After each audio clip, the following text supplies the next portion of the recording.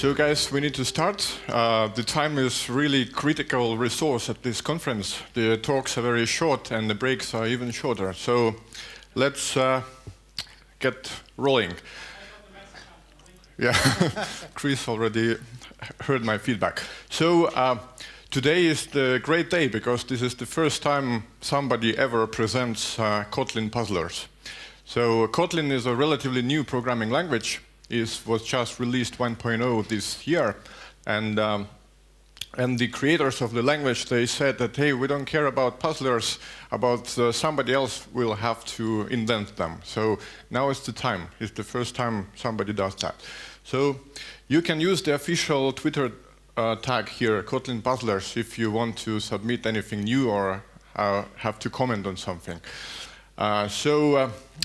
Why Kotlin first? Is because Java has lots of problems, like the volcanoes and stuff on the island of Java, and island of Kotlin is just right here in the Baltic Sea, like something like 200 kilometers from here.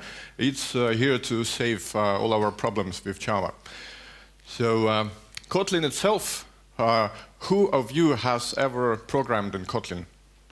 1, 2, okay. That's what I thought. Not many people, but I guess if you have ever programmed in Java, please raise your hands. Yeah, most of you. And who has some problems with Java? Not so many. So I think you will be able to grasp it. So because this is the first Kotlin Puzzlers talk, then I'm going to introduce to many of the Kotlin features through the puzzlers. So, but Kotlin itself is a new type-safe JVM language. Also, you can compile it for JavaScript. Has very good Java interoperability.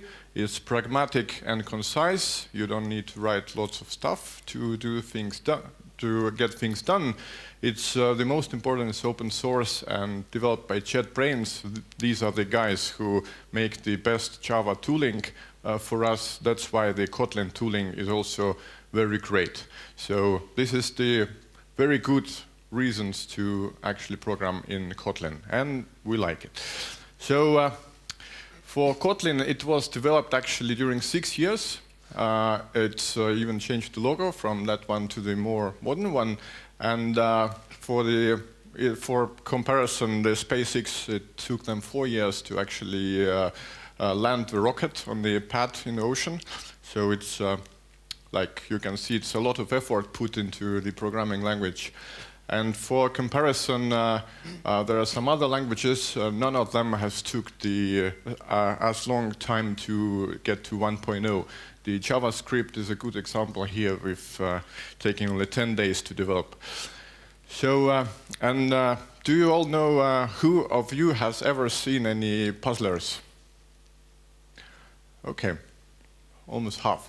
So programming puzzlers is actually, usually it happens like that. We have two cool guys on the stage. It's me, Anton, and it's Andrei, my colleague from Codeborn. We are test and then code brothers, and that's a reference to the original puzzlers, if you know it. And so basically we will show you short programs with curious behavior on the screen. Then you will guess what the program prints, and then we vote for the correct answer, and then we reveal the mystery, what does it actually print, and then we discuss how to fix the problem. So Kotlin Puzzlers, Kotlin, a couple of words more. Kotlin was actually designed to avoid many of the puzzlers of Java, so the guys were very precise with that, but of course it introduced its own, because there are no ideal programming languages out there. And all of the puzzlers are tested with the freshly released Kotlin 1.05, which was released like last week. And are you ready? Yeah. Not yet. So let's get to the code. Actually, we're not going to use the presentation for the code. All of the puzzlers are actually on GitHub, so you can look at them later, but we'll just get to the IDE and start rolling. So the first puzzler. So I'm using the the scripting feature of Kotlin, so that you can actually write a code. I'm not sure if it has the pointers here. So you can actually write code without putting it inside of the main method. So this simple code, and Andrei. Yeah. Andrei doesn't have many experience with Kotlin. He's a Java developer, like most of us. So he will help you to guess what this. Hello, Java brothers. So this, I guess, this code should return like A. I guess the A is the right option. This is just a string. There's a constant. Yep. Yeah, basically, if we are accustomed to Java programming language, we don't expect any magical pre-processing or post-processing of Java strings. So yeah, this is very logical for a Java developer. So if we actually have ever tried some other programming languages like, I don't know, Groovy or Ruby, then probably we would think that it should be 1 to 4 because num is assigned to 1 to 3. So let's vote. What do you think? Who thinks that A is a good option? The right option. Good guess. Yeah, let's just vote. So who thinks A? A. Raise your hands. 1, 2, 3 hands. Ah, okay. Yeah. We are in Kotlin world. Who votes for B? B. More Four people. options. Yeah. C. Okay, most of options is C, and D. No. Nobody. Okay. Let's actually rename this to KTS. I renamed it so that the syntax highlighting would not help you too much, but let's run the program, and it's actually the most basic puzzler that you can imagine, and actually the correct answer is C, and this was the majority of you. So very, very well, guys. So who of you who has voted for C can tell us why?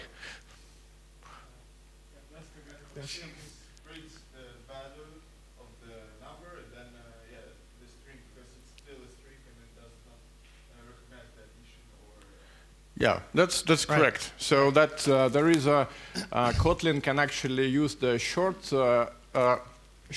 usage of variable like that in a string. It will actually, the compiler will change this to string builder like we know in Java, and it will only resolve the num, the variable. So if we want to resolve the whole expression, then we need to add the things like that, and then it will actually print the expected answer for 1 to 4, and yeah, now we see now it works. So that was the really easy one. So let's now go to something more fun. So puzzle number 2. We have here again a variable which is called x. It's it is declared a type of nullable string, but it's assigned to a really string, which is not null.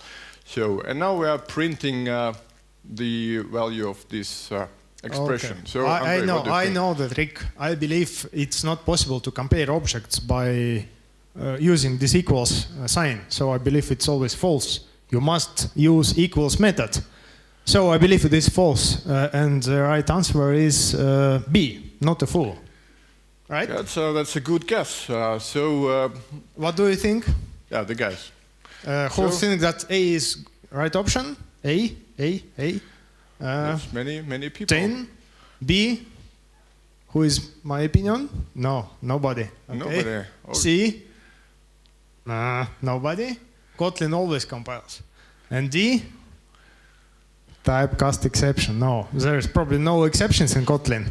So let's execute it. Actually, this is a good thing that I would say the goal of the designers of Kotlin was actually to prevent as many as possible runtime errors or exceptions. So the compiler is really smart. It can catch many of the errors. It can even prevent null pointer exceptions at all.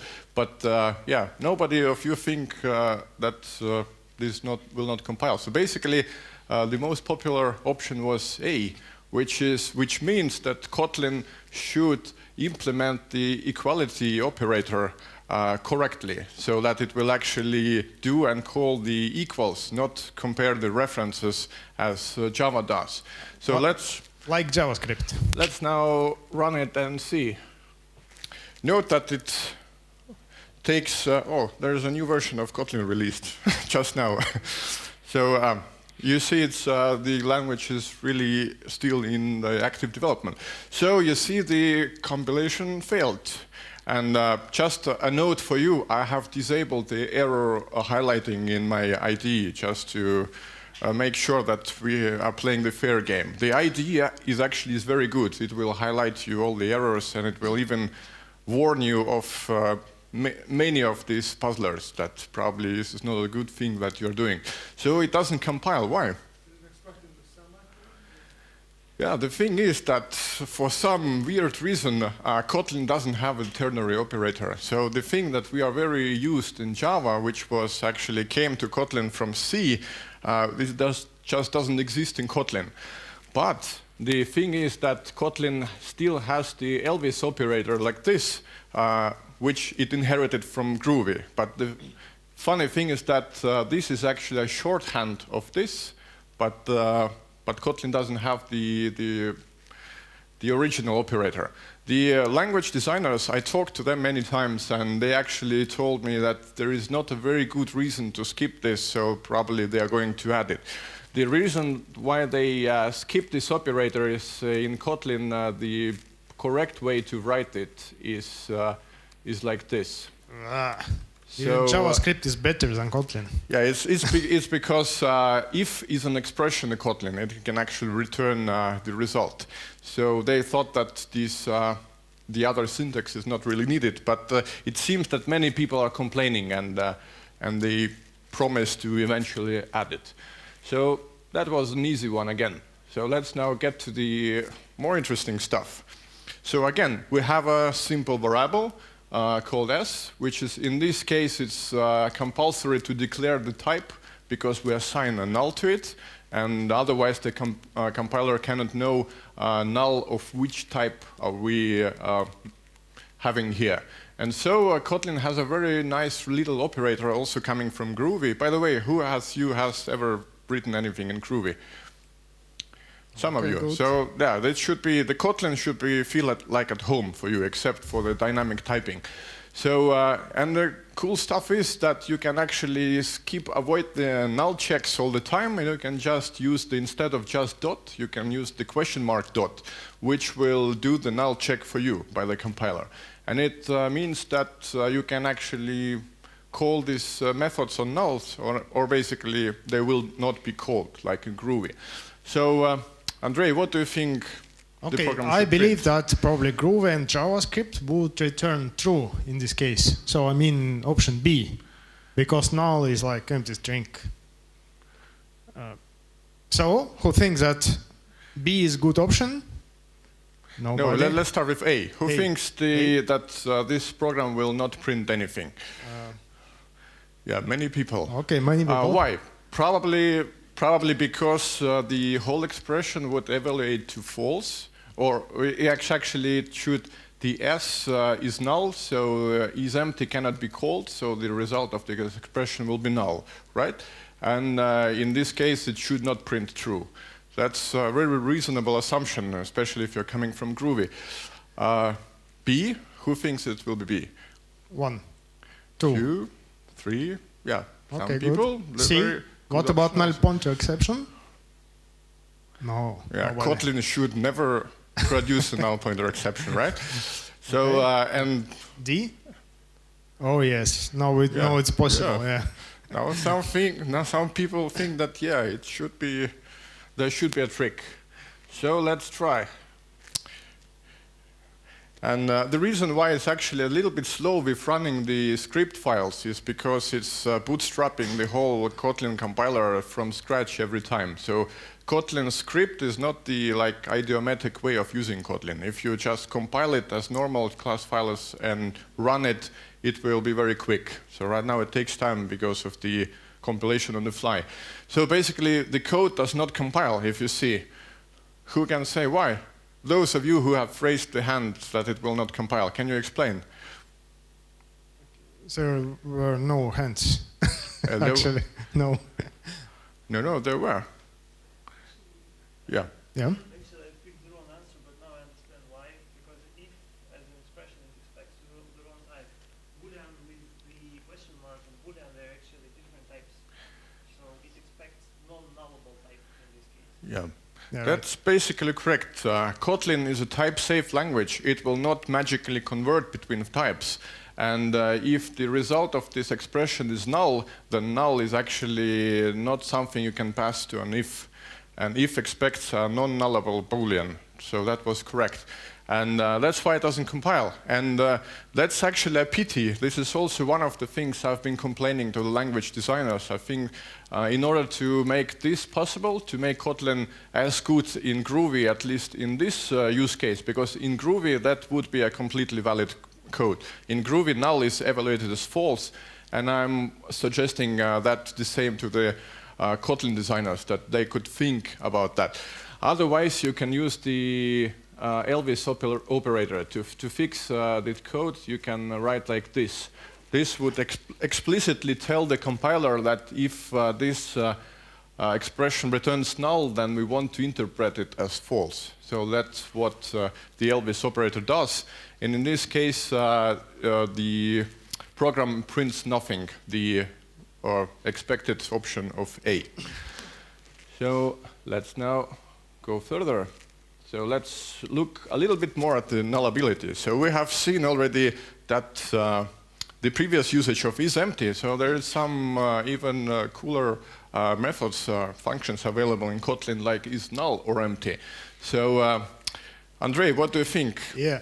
I believe that this time x is without a question mark, so I believe we should get a null pointer exception here. X is null. You cannot execute methods on it. But do you really think the Kotlin compiler would allow this to compile? Good question. Yeah. Actually not. Actually, yeah. I believe it will not compile. Yeah, right.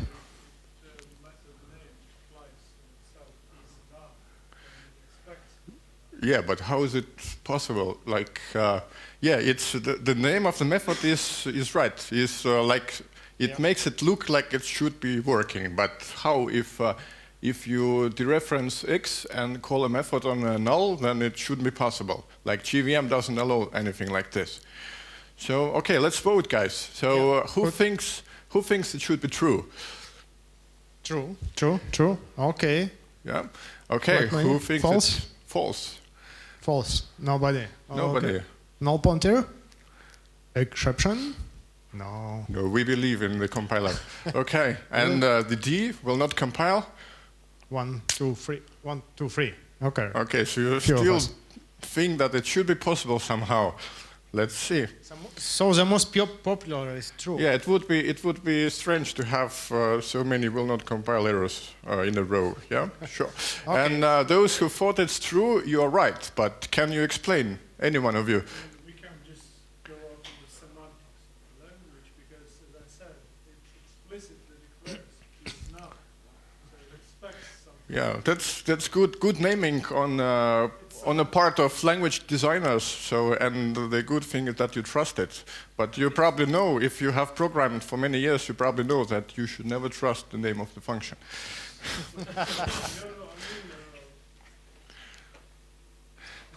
But okay, I'm going to explain it to you. So basically, Kotlin has very good Java interoperability. It didn't introduce its own string type like Groovy did. In Groovy, if you know, there is a G string which is incompatible with Java string, which causes a lot of puzzlers and problems. So in Kotlin, this string is just a regular, actually, Java string. And the thing here is that how does Kotlin add so many extra convenience methods to all of the Java types? And there's a very good feature in Kotlin language called extension methods or extension functions. So if I navigate to the declaration of this function, it's actually, you can see it's extension function to the nullable char sequence. So basically, in Kotlin, you can add new functions to any type which is not under your control. And you can even add a new function to a nullable type. It means that it's perfectly allowed to call this function on a null.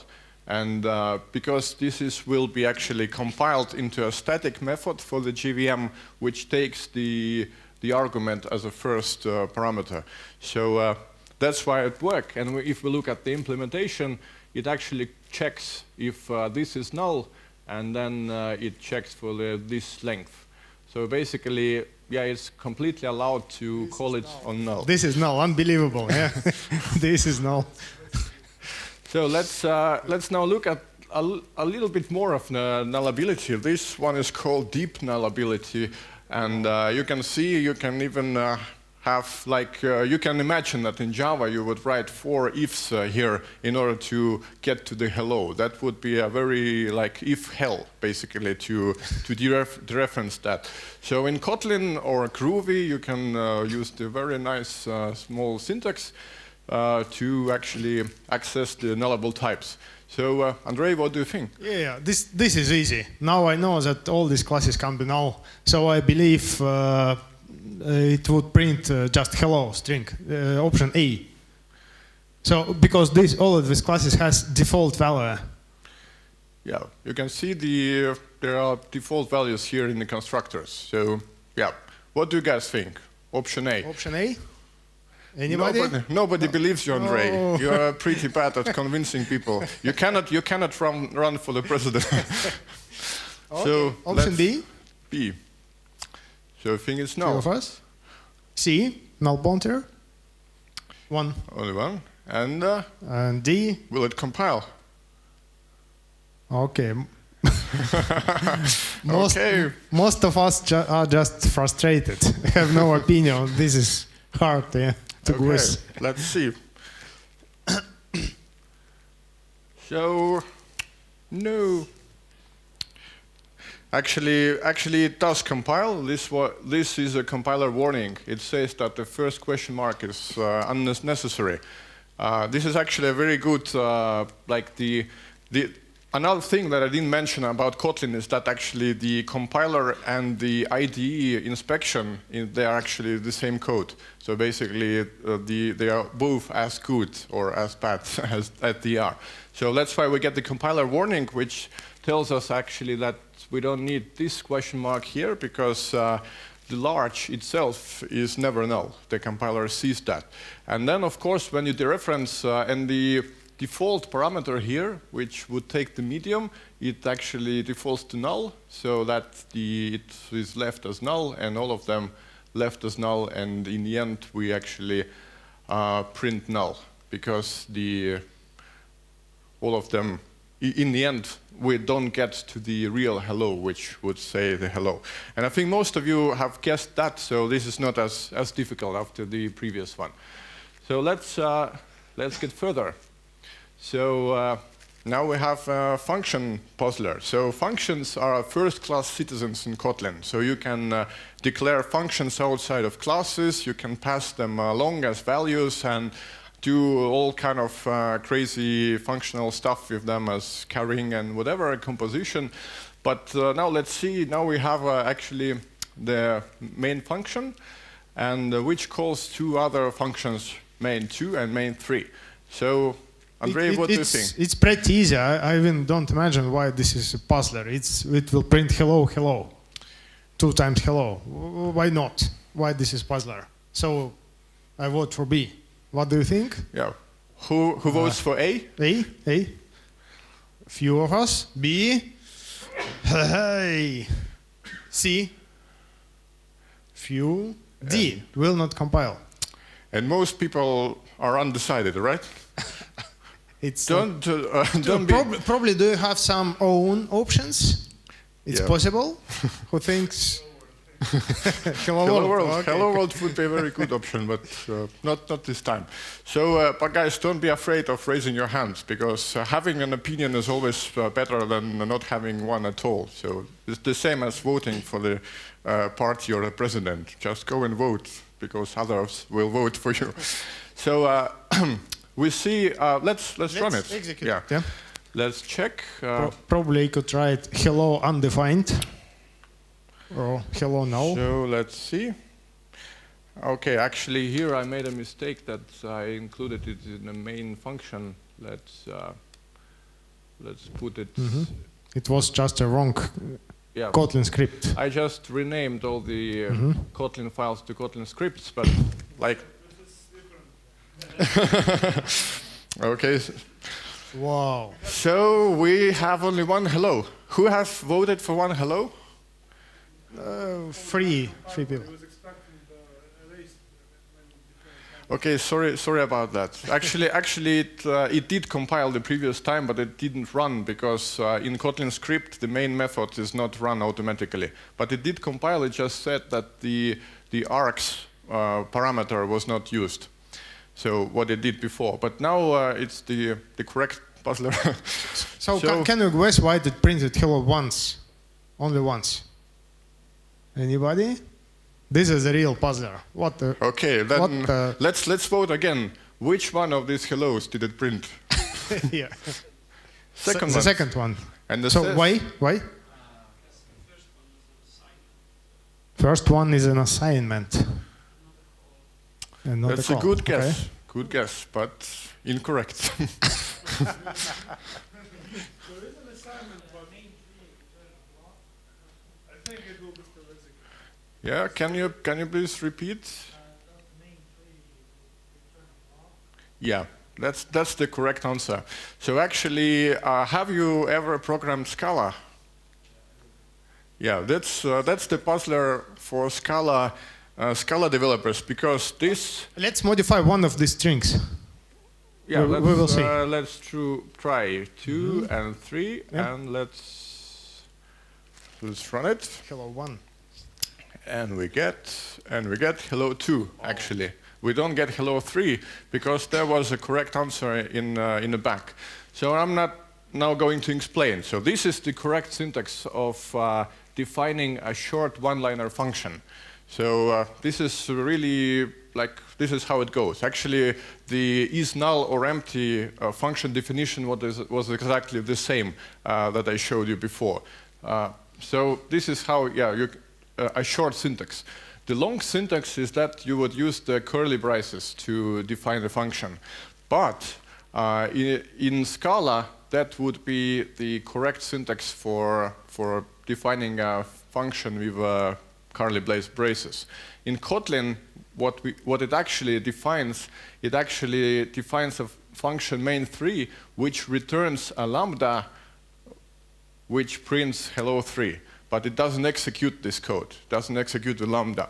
So there are Can anybody guess how to execute this lambda? How to print hello 3?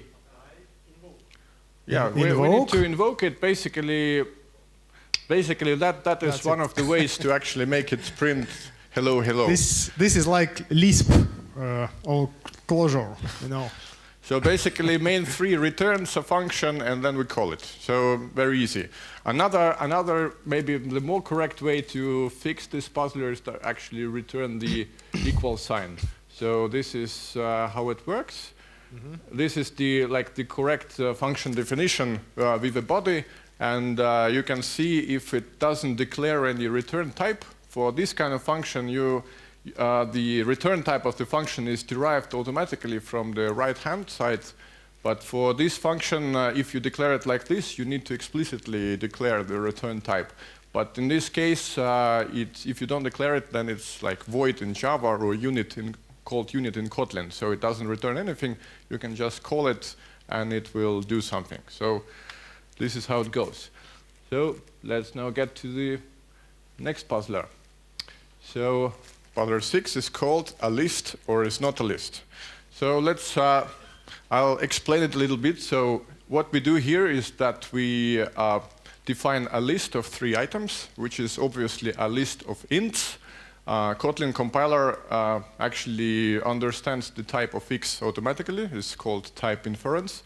And so the type of X should be a list of strings. What do you think, Andrei, about the different things here that we're testing for? The first one is simple. I believe it should be Kotlin list, so the first is true. The second one is absolutely false. It should not be mutable list, because I believe list false should be immutable. So true, false, clearly. And the last one, actually, I don't know if Kotlin list extends Java list. Actually, I don't know. Probably yes. So Actually- probably true, false, true.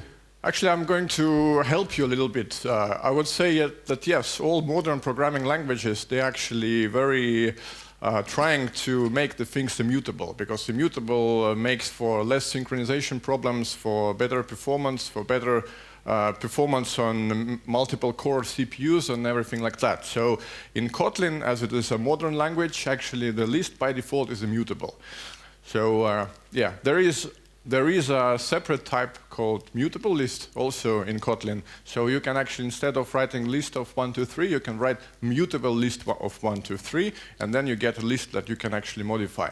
So, but also, if you remember correctly, Kotlin is also strives to be as much as possible compatible with Java and JVM, so that you can use Kotlin freely with mixed code projects that you have, where you have both Java and Kotlin side by side. So let's vote, guys. Have you picked your own option already? So who votes for A? Agree with me. Wow, more people. Cool. Yeah. Okay. Who B. votes for B? True, false, false. 2 hands. Okay, 3 hands. C. False, false. Yo. Yes. 2 hands. A few. And D. All of these are true. Anybody? 1, 2, 3. 2, 3 people. Okay. All right, great. So let's now check the assumptions. So what happens? True, true, true. All of So guys, that was a really good guess. So how is it possible? So I can even demonstrate to you. So if I try to modify the list, if I write x add here, that actually, let's try to run it, and it will give me, otherwise, small x. oh yeah, sorry for that. So if I try calling list add, the IDE also shows me that there is a problem. So There is no method. unresolved reference. So add method doesn't exist on X. So this is actually a puzzler. How the it can hell be can mutable? it be a mutable list? And that is Java util list is kind of logical because it needs to be compatible with it. So guys who raised the hand, do you have any idea how is it possible? They were doing copying. It was decades ago, the manner you approach the arrays or something. Fortunately, Kotlin doesn't do any copying. So compared to Scala, which actually has its own collections which are incompatible with Java ones, where you need to do implicit conversions which involve copying of the data, it doesn't happen here. So I'm going to explain it to you. So the thing is that there is a difference between compile time and runtime. At compile time, the Kotlin compiler is really good at catching mistakes. So it will not allow you to use xadd on an unmutable list, and it will not allow you to dereference a null pointer or something like that. But at runtime, it strives to behave exactly the same as Java would do for the performance reasons, so that all the optimizations of the JVM would work. And actually, it's the real JVM that we know from Java. So Kotlin list is just a compile time mask of Java util list. So Kotlin list is Java util list at runtime. And so actually it is, if you cast it to Java util list, you can call the add method and you can modify it. But at least from a compiler point of view, it doesn't allow you to write that code without tricks. So this is the same as Java generics. So if you know the Java generics are erased at runtime, and in runtime inside of collections there are only objects, this is the same how Kotlin compiler works. So this is the job of compiler to make sure that your code is correct. So what happens here is that that's why the X is Java util list is true, but also it is true because both list and mutable list, they are actually Java util list. And at runtime, so that's why all of them are true. But compiler will not allow you to do bad things. Only at runtime you can do that. So let's. Can I ask you a question? Yeah. It means like compiler allows us to write the Kotlin allows us to write the code that can't be written, but that can be executed. No, it can be, and actually it is executed correctly, because in compile time you can do less with the stuff than you could do in runtime. And so if you write all of your code in Kotlin and you don't use any tricks, reflection, or typecasting, then your code will behave correctly as you have written it. But if you do the tricks, the same as with Java generics, you can cast list of strings to list of ints and then put an integer into the list, and then you will get class cast at runtime. This is exactly the same thing that happens here. So let's get further. This one is a longer one a little bit. So I will explain it quickly so you will not waste your time on reading the code. So we define here a class myInt, which is basically a wrapper for the regular int. It overrides two operators here, like for the addition plus and for the comparison, compare to. And these methods do basically the same stuff that they are supposed to do, but in addition they print what they are doing. So the reason for this class is to actually print when these methods are called, so we can debug it. And then there is a helper like extension property for the myInt, which is called my, which basically converts integer, the regular int, into myInt. So this is like the favorite stuff to do for Ruby developers. Yeah, this is how they usually do. So we have a list of myInts, which are 1, 2, 3, and we do the collection operations on them. So we filter ints, we map them, and the result is, what do you think? So let me think, this is actually not simple. So the question is, in which order the Kotlin will execute this operation and this operation? But the result of that would be easy. So if we filter all the ints which are bigger or equal to 2, we get 2 and 3, then we map it, we add 1 to all of them, and basically we get 3 and 4 as a result. So this is easy. This is as expected. Yeah. And Andrei? So let's discuss the order. So I believe in any case, Kotlin will need to execute filter first and on the first element, on 1. So the first one should be 1 and 2 comparison. So one of these, 1 and 2. Then I believe that Kotlin will see that 1 doesn't suit, and it will need to compare the next number, 2 and 2. So the second one need to be 2 and 2 comparison. So A or B until So the now. thing is that modern languages, they say that we are modern with like do the lazy collection operations so that the stuff is executed only at the end, and or maybe Kotlin does it do that or not? Or so this is the question here with A or B, is whether it is executed sequentially, like first we filter all the elements, then we map them, or we actually do them lazily so that we filter and map at the same time, or iterating the elements only once. And there is also an option that maybe Kotlin, for optimization reasons, maybe it first maps them and then filters. So is it possible? The option C. And the order D is, option D is that about the parallelism. So nowadays we have multiple core CPUs and stuff. So maybe Kotlin is a modern language, so it uses the parallel processing of collections. Why not? So guys, who thinks it's option A? No, that's Nobody. impossible. That's B? tough. So nobody thinks it's evaluated lazily. Okay, so option B. What about B? 1, 2, 3, 4. Okay, That's well, good. I think that it will first filter all the numbers And and then then map all the Yeah, numbers. it's a very, very good choice. So option C. Okay, and option D, parallel processing. Yeah, you really believe these tales. So let's execute it. So the correct option is actually non-lazy option of which one is it? Of B. So B, yeah. yeah, the B is correct because actually, and it's the same as in Ruby and many other like half-functional languages, is that every collection operation is actually an operation of its own.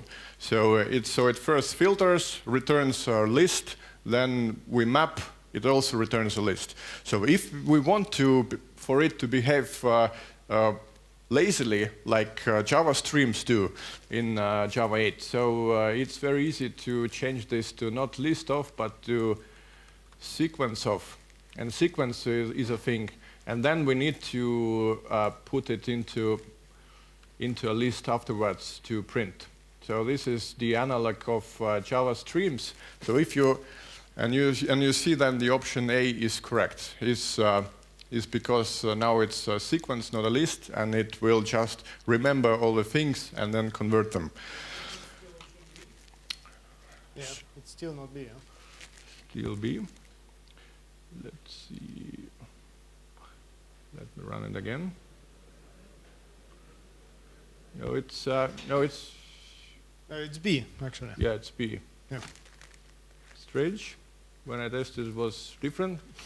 Okay, I think we actually, the cameraman is showing that we are out of time. We have only like 1 minute left.